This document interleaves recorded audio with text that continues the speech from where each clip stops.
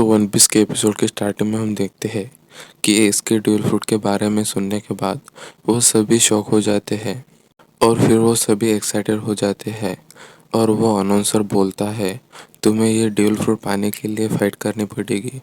और वो पहले फाइटर की अनाउंसमेंट करते हैं और वो डोंक्योटी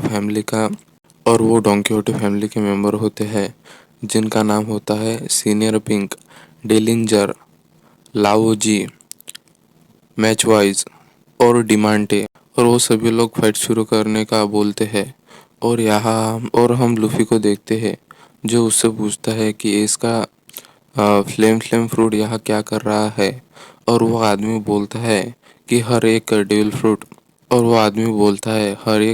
फ्रूट की पावर यूनिक होता है। इसीलिए एक तरह का डेविल फ्रूट सिर्फ एक ही होता है। तो इसके मरने के बाद उसका डेविल फ्रूट रीअपियर्ड हो गया। इसीलिए इसके मरने के बाद उसका डेविल फ्रूट रीअपियर हुआ होगा कहीं ना कहीं और वो डोफ्लेमिंगो को मिल गया होगा। और लूफी फ्रैंकी को बोलता है हम वो डेविल फ्रूट किसी अजनबी के हाथों नहीं लगने दे सकते। ये डेविल फ्रूट तुम खा लेना।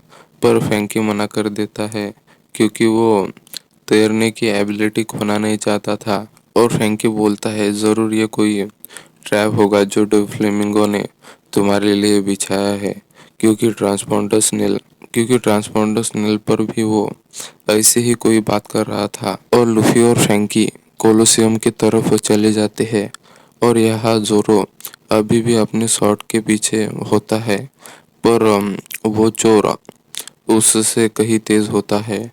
और यहाँ सांजी एक लड़की के चक्कर में भटक जाता है और वो डांस देखने लगता है और वो लड़की बहुत खूबसूरत होती है और सभी ताली बजाने लगते हैं और वो लड़की उसकी तरफ अपना गुलाब फेंकती है और सांजी का ध्यान भटक जाता है और जोरो वहां से गायब हो जाता है।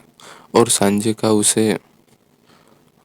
सांजी का उसे यही छोड़ देने का प्लान होता है। और यहाँ वो लड़की पुलिस वालों से बचने के लिए सांजी से चिपक जाती है और पुलिस वहां से चली जाती है। पर सांजी उसे छोड़ नहीं रहा होता क्योंकि वो उसके चक्कर में पागल हो गया होता है और वो नोज ब्लीड भी करने लगा था। और वो नीचे बैठ जाता है और उसे बोलता है क्या मैं तुम्हारे लिए कुछ कर सकता हूँ? आखिर वो लोग तुम्हारा पीछा क्यों कर रहे थे? और वो लड़की बोलती है मैंने किसी को मार डाला इसीलिए वो पुलिस मेरे पीछे आई थी। और सांजी बोलता है मैं इसके लिए तैयार हूँ। और वो लड़की रोने लगती है और वो लड़की बोलती है मेरे ज्यादा पास मत आओ वरना मैं तुम्हारे प्यार में पड़ जाऊंगी। और उसका नाम वायलेट होता है और वो सांजी को उसे अगले टाउन में छोड़ने का बोलती है और उसे एक आदमी को मारने का बोलती है। और यहाँ जोरो को यकीन नहीं हो रहा होता कि फेरीज स्वॉर्ड भी चुराती है और उसे अपनी स्वॉर्ड दिख जाती है। और यहाँ सांजी वायलेट के साथ दूसरे टाउन में जा रहा होता है और वो नामी और रॉबिन से माफी मांगता है। और यहाँ किनेमोन का प्लान होता है कि जोरो से पहले वो शिसुई को ले ले क्योंकि शिसुई वानो का नेशनल ट्रेजर होता है।